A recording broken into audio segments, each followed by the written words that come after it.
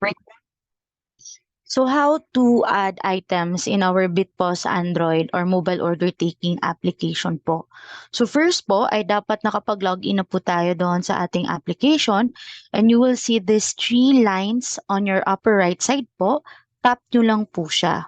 Automatically po makikita nyo po yung create an item po. Tap nyo lang po yung create an item and this is where you're going to input the details of your item po. If your item do have a barcode po, you may use this one po to scan the barcode of the item. Itong parang merong box sa gilid. So this is my example. I may able to scan my sample item here if there is a barcode on the packaging po. Pero kung wala naman pong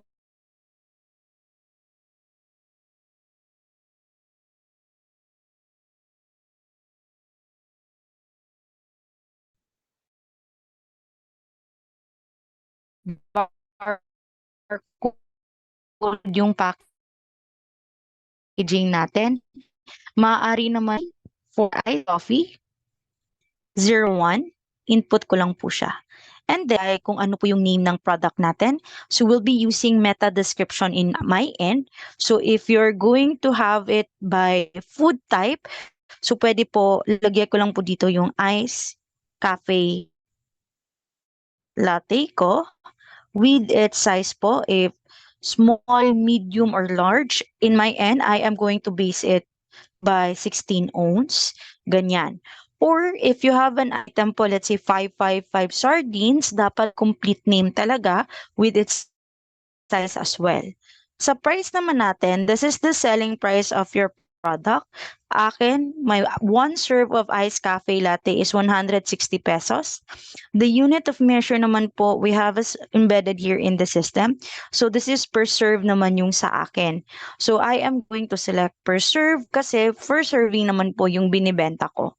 In my category, kung saan ko siya ilagay, I only created one category which is others. You can have your own in your iced coffee category. You can have your own in your canned goods category. Depende kung saan nyo siya nakalagay or ilalagay po.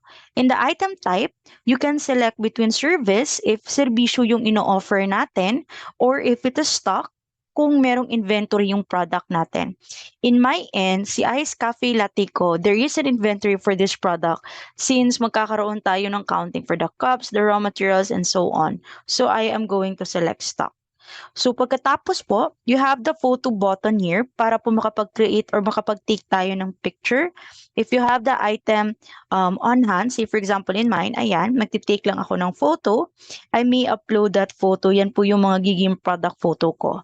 If you're already good to go po, tap nyo lang po yung create.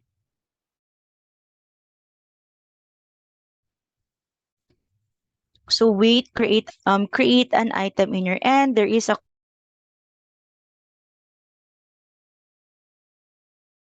confirmation here in the system. Successfully create item, Ice Cafe Latte 16 ounce. So the application.